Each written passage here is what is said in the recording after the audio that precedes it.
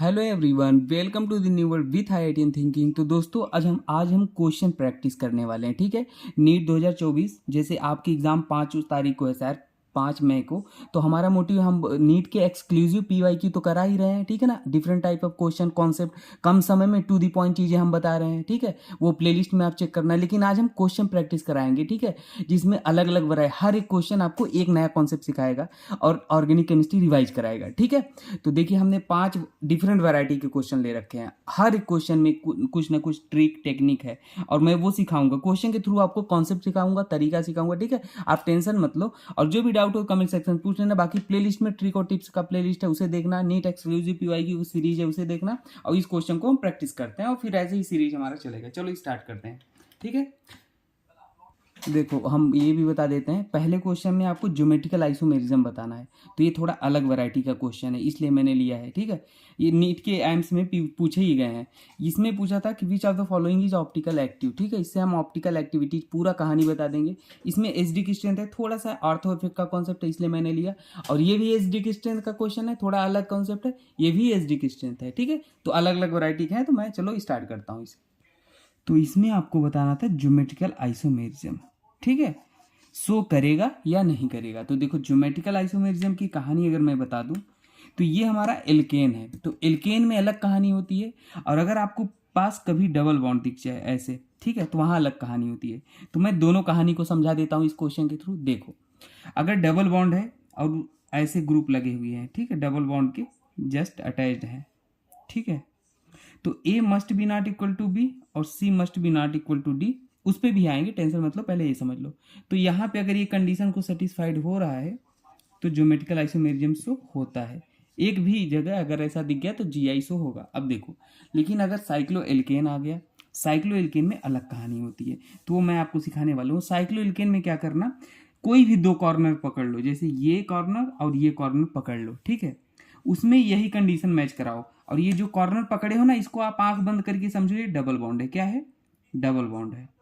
ठीक है, ये डबल बॉन्ड आंख बंद करके मानो अपने से। अब डबल बॉन्ड मान लिए तो कंडीशन क्या थी? A must be not equal to B, पिछला जो बताया भी, A must be not equal to B, C must be not equal to D. लिख भी देता हूँ यहाँ पे, थोड़ा सा मैं आपको, देखो थोड़ा, देखो एक सेकेंड, दिख रहा है? देखो, सी डबल बॉन्ड, तब आपको ज़्यादा क्लियर होगा। ठीक है, सी डी। तो ये बताया, तो इसको आप डबल बॉन्ड मान लिए और यहाँ पे ये हमने दिखा दिया। अब देखो यहाँ पे हाइड्रोजन भी दिखा लो क्योंकि उसकी ज़रूरत पड़ेगी। ठीक है, और यहाँ पर भी हाइड्रोजन, 2 हाइड्रोजन दिखा देते हैं। ठीक है, अब देखो कंडीशन मैच कराओ आप। तो यहाँ पे देखो, इसे आप मान लो ए, चाहे किसी को ए बी मान लो।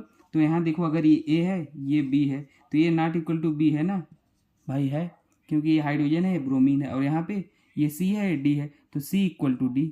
हमने क्या बोला? कंडीशन दिख रहा है ना आपको? कंडीशन क्या होनी चाहिए? सी नॉट इक्वल टू डी, मतलब दोनों अनइक्वल होने चाहिए। तो मतलब ये ज्योमेट्रिकल आइसोमेरिज्म शो नहीं करेगा। लेकिन अब देखो, मैंने कहा आपको खोजना है, दो कॉर्नर यहाँ से तो नहीं शो कर रहा है। अब देखो, कहीं यहाँ से तो नहीं शो हो रहा है, यहाँ से देख लो, तो इसको भी देखो। अगर कहीं भी एक भी शो कर रहा है तो आप ये मानोगे कि ज्योमेट्रिकल आइसोमेरिज्म होगा। तो अगर ये और इसे पकड़ोगे तो देखो, तो यहाँ भी इसे भी डबल बॉन्ड मान लो। ठीक है, आंख बंद करके अब फिर वही कंडीशन मैच कराओ। तो देखो, ए नॉट इक्वल टू बी, यहाँ पे क्लोरीन है और एक हाइड्रोजन बना लो। इस बार ये हाइड्रोजन है, क्लोरीन है, सी नॉट इक्वल टू डी। तो यहाँ पे ज्योमेट्रिकल आइसोमेरिज्म शो हो रहा है। ठीक है, तो अगर कोई दो कॉर्नर पकड़ लो, अगर एक भी ज्योमेट्रिकल आइसोमेरिज्म शो हो रहा है, मतलब डबल बॉन्ड वाला ये जो कंडीशन मैंने बताया, अगर ऐसा हो रहा है तो ज्योमेट्रिकल आइसोमेरिज्म शो करेगा। ठीक है, वो आपको खोजना है। चाहे ये पकड़ लो, लेकिन ये पकड़ोगे तो आप धोखा खा जाओगे, क्योंकि ये तो इक्वल ही नहीं है। आप सोचोगे ज्योमेट्रिकल आइसोमेरिज्म शो ही नहीं हो रहा है। ठीक है, तो ऐसे देखना है। तो ये हो रहा है तो मतलब ये जीआई शो करेगा। तो इस क्वेश्चन के थ्रू मेरा ये मोटिव था आपको सिखाना। ठीक है, बाकी मैंने प्लेलिस्ट में ज्योमेट्रिकल आइसोमेरिज्म पूरा हर variety, alkene, allene, spiro system, ठीक है ना, ब्रिज सिस्टम, सब वैरायटी का प्रॉब्लम ले रखे हैं, वहाँ पे देखना डिटेल में। यहाँ पे शॉर्ट वीडियो है, टू द पॉइंट चीजें हम रिवाइज कराएंगे, ट्रिक बताएंगे। ठीक है, चलो अगला क्वेश्चन सॉल्व करते हैं। अगला क्वेश्चन ऑप्टिकल एक्टिव पूछा था, ये एम्स का क्वेश्चन था। ठीक है, आपको एल्कोहल गिवन थे, ओएच था, ओएच था। आज इसका भी ट्रिक बता देंगे आपको। ठीक है, क्वेश्चन, इस क्वेश्चन में आपसे पूछा था कि कौन सा मॉलिक्यूल है जो ऑप्टिकल एक्टिव होगा। ठीक है, तो आज मैं ऑप्टिकल एक्टिविटी का कॉन्सेप्ट आपको क्लियर कर देता हूँ। देखो होगा क्या, एक ट्रिक बताता हूँ मैं, याद रखो, बस उसी सारे क्लियर डाउट हो जाएंगे। पी एब्सेंट, दिख रहा है, P absent NCO। P absent मतलब प्लेन ऑफ सिमेट्री अगर एब्सेंट है, ठीक है, तो मॉलिक्यूल कैसा होगा, नॉन सुपर इम्पोजिबल होगा, नॉन सुपर इम्पोजिबल, कायरल होगा, सी मतलब कायरल, और ओ मतलब ऑप्टिकल एक्टिव होगा। बस ये याद रख लो, प्लेन ऑफ सिमेट्री अगर एब्सेंट है तो molecule non super imposable, chiral और ऑप्टिकल एक्टिव। वैसे काम इससे चल जाएगा अपना, बाकी एक्सिस ऑफ सिमेट्री भी होता है, वो बहुत रेयर आता है, वो सब मैं आपको बाद में बताऊंगा, अभी इतने समझो, इससे क्वेश्चन सॉल्व हो जाएंगे सारे, ठीक है। तो अब देखो, कहोगे सर प्लेन ऑफ सिमेट्री ये क्या बात हुई, जैसे प्लेन ऑफ सिमेट्री, ऐसे प्लेन ऑफ सिमेट्री होती क्या है वो मैं समझाता हूँ। मान लो आपके पास एक स्क्वायर है, ठीक है, अगर इसको हम यहाँ से कट कर दें, तो कट कर दें मतलब ये प्लेन डाल दिए, मतलब मिरर डाल दिए, तो दोनों साइड एक ही जैसे दिखने चाहिए। मतलब आप अपना फेस शीशे में देखोगे तो बिल्कुल आपका फेस ही दिखेगा ना शीशे में, किसी और का तो दिखेगा नहीं, तो मतलब हम कहते हैं मिरर इमेज है। तो ऐसे यहाँ पे ये शीशा लगा दिया, ये एक बॉक्स है, तो देखो इधर भी सेम दिख रहा है ना, ये दोनों सेम, तो ये मिरर इमेज है। तो प्लेन ऑफ सिमेट्री क्या होते हैं, उसको ऐसे काटो कि वो आपस में मिरर इमेज हो जाए, मिरर इमेज, ठीक है। तो वहाँ पे प्लेन ऑफ सिमेट्री होती है। अब देखो ये क्वेश्चन सॉल्व करते हैं, यहाँ पे प्लेन ऑफ सिमेट्री है, देखो किधर से भी काटो, ये आपका टास्क है काटना, ठीक है, देख लो बीच से काटो, तभी तो यहाँ से काटो, तो देखो ऊपर का पार्ट नीचे के पार्ट से मैच कर रहा है, हाँ, ऊपर भी वेस्ट नीचे भी, ये सब मैच है, बिल्कुल मिरर इमेज है। तो मतलब इसमें क्या है, प्लेन ऑफ सिमेट्री है। अब प्लेन ऑफ सिमेट्री है तो मॉलिक्यूल कैसा होगा, जस्ट इसका उल्टा कर दो जो मैंने बताया। अगर प्लेन ऑफ सिमेट्री मैंने क्या बोला, एब्सेंट होगा तो मॉलिक्यूल नॉन सुपर इम्पोजिबल होगा, कायरल होगा और ऑप्टिकल एक्टिव होगा। लेकिन अगर है तो क्या, मॉलिक्यूल सुपर इम्पोजिबल होगा, उल्टा कर दो इसका, ए कायरल होगा, ऑप्टिकल इनएक्टिव होगा, ठीक है। अब इसमें भाई देखो, इसमें क्या कहोगे, इसमें हमारा प्लेन ऑफ सिमेट्री है कि नहीं, तो अब आपका, अब इसमें दो प्लेन ऑफ सिमेट्री थे, देखो ऐसे भी काटोगे तो भी प्लेन ऑफ सिमेट्री था, दिख रहा है, देखो इधर का भाग इधर के भाग बिल्कुल बराबर दिख रहे हैं, ठीक है। तो वो आपका टास्क है खोजना, ठीक है। अब ये अगर गलती से कहीं आप, हमेशा मिडिल से ही काटना, ये ध्यान देना।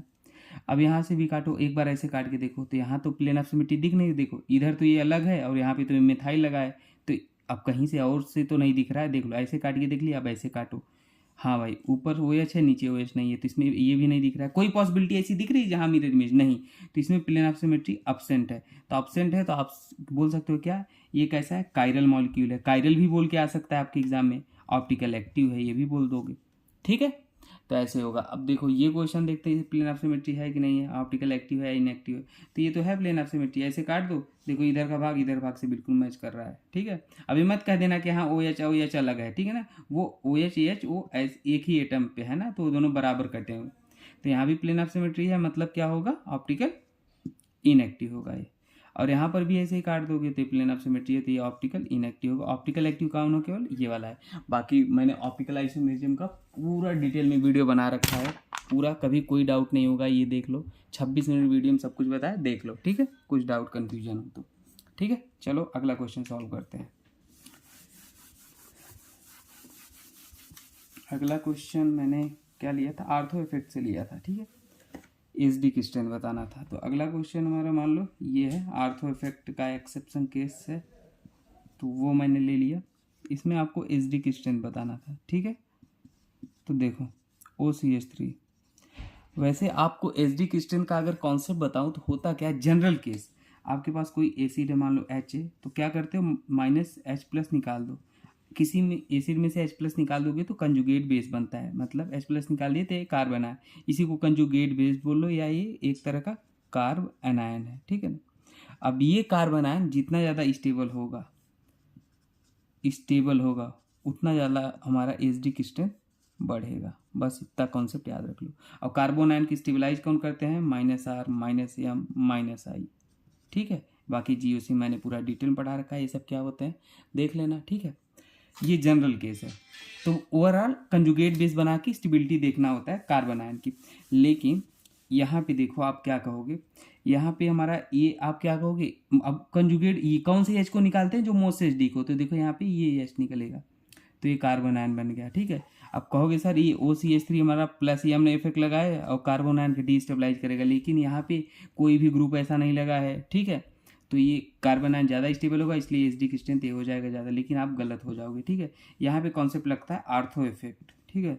आर्थो इफेक्ट हमारा क्या कहता है, अगर आपके पास बेंजोइक एसिड है, बेंजोइक एसिड मतलब यही वाला, ठीक है, और उसके आर्थो पोजीशन पे कोई सा भी ग्रुप लगाओ, चाहे कोई ग्रुप लगाओ, चाहे वो प्लस एम लगाए और चाहे वो माइनस एम लगाए, डजेंट मैटर, हमेशा एच डी किसका ज़्यादा होगा, आर्थो सब्स्टिट्यूट बेंजोइक एसिड का, ठीक है। यही होता है ऑर्थो इफेक्ट। तो थोड़ा एक्सेप्शन केस था इसलिए मैंने बता दिया। चलो अगला क्वेश्चन लेते हैं। अगला NH था और एक क्या था, फास्फोरस था, PH, ठीक है। तो इसमें एच डी क्रिस्टन किसका ज़्यादा होगा, तो देखो अगर एक ही ग्रुप के एलिमेंट होते हैं ना, तो एच डी क्रिस्टन उस एलिमेंट उस कंपाउंड का ज़्यादा होगा, मॉलिक्यूल का, जिसकी साइज बड़ा होगा। तो नाइट्रोजन फास्फोरस 15 ग्रुप के एलिमेंट है, तो फास्फोरस की साइज बड़ी होगी क्योंकि ऊपर से नीचे जाने पे साइज बड़ी होती है, तो इसलिए हमारा एच डी क्रिस्टन किसका बड़ा होगा, ये ज़्यादा होगा एच डी क्रिस्टन, ठीक है। और अगर पीरियड के एलिमेंट हो तो जो एच डी क्रिस्टन होता है वो डायरेक्टली प्रोपोर्शनल टू इलेक्ट्रोनेगेटिविटी होता है एच डी क्रिस्टन, ठीक है। फॉर एग्जांपल जैसे H2O और NH3, तो नाइट्रोजन और ऑक्सीजन एक ही पीरियड के एलिमेंट है, तो H2O की एच डी क्रिस्टन ज़्यादा होगी NH3 से, ठीक है ना, इलेक्ट्रोनेगेटिविटी देखना। और मान लो अगर दोनों मिक्स हो जाए, ग्रुप और पीरियड दोनों आ जाए, ठीक है, जैसे NH3 CH4 और H2S है, तो इसमें कैसे देखोगे, तो इसमें ध्यान देना ग्रुप वाला डोमिनेट करता है पीरियड पे, ठीक है। तो जैसे सल्फर अलग ग्रुप का है, नाइट्रोजन कार्बन सेकेंड पीरियड का है, तो सल्फर वाला ज़्यादा होगा क्योंकि इसकी साइज बड़ी होगी, तो H2S के एच डी क्रिस्टन ज़्यादा होगा, फिर NH3 का होगा, इन दोनों का इलेक्ट्रोनेगेटिविटी के बेसिस पे देख लोगे, और फिर CH4 का, ठीक है ना, ये हो जाएगा। एक क्वेश्चन और एच डी क्रिस्टन का मैं आपको बताना चाहूँगा, NCERT का क्वेश्चन है, फिनॉल और कार्बोक्सिलिक एसिड, मान लो आपके पास है, ठीक है। इसमें एच डी क्रिस्टन किसका ज़्यादा होगा, ये कार्बोक्सिलिक एसिड का ज़्यादा होगा। क्यों ज़्यादा होगा, क्योंकि इसके 2 इक्विवेलेंट रेजोनेटिंग स्ट्रक्चर आते हैं। इक्विवेलेंट रेजोनेटिंग स्ट्रक्चर क्या होते हैं, देखो जैसे O- यहाँ कंजुगेट बेस बना लो, तो यहाँ पे जब रेजोनेटिंग स्ट्रक्चर ड्रा करोगे इसका, तो क्या हो जाएगा, ये नेगेटिव यहाँ आएगा, ये बॉन्ड ऐसे जाएगा, तो देखो एक ही जैसे स्ट्रक्चर आएंगे, तो ये दोनों इक्विवेलेंट है। और इसके 5 रेजोनेटिंग स्ट्रक्चर आते हैं लेकिन नॉन इक्विवेलेंट आते हैं, ठीक है। तो इक्विवेलेंट रेजोनेटिंग स्ट्रक्चर ज़्यादा स्टेबलाइज करेगा कार्बन आयन को रेदर देन नॉन इक्विवेलेंट, इसलिए एच डी क्रिस्टन ज़्यादा होता है इसका, ठीक है। तो ये सारे क्वेश्चन थे, मैंने डिस्कस कर लिए लगभग सारे। बाकी नेक्स्ट वीडियो में मिलते हैं, ऐसे छोटे छोटे क्वेश्चन प्रैक्टिस करेंगे। बाकी आप प्लेलिस्ट देखना, कुछ डाउट और कन्फ्यूजन पूछना। जीओसी मैंने पूरा पढ़ा रखा है, नीट एक्सक्लूसिव PYQ के क्वेश्चन बहुत ही बेहतरीन करा रखे हैं, उसे देखना। ट्रिक और ट्रिप्स देखना, पूरे इनऑर्गेनिक के क्वेश्चन सॉल्व हो जाएंगे। ट्रिक और ट्रिप्स का प्लेलिस्ट, ठीक है, इनऑर्गेनिक ऑर्गेनिक फिजिकल सब मिक्स करके बनाया, ठीक है। कुछ डाउट हो तो पूछ लेना। मिलते हैं नेक्स्ट वीडियो में दोस्तों, ठीक है, थैंक यू।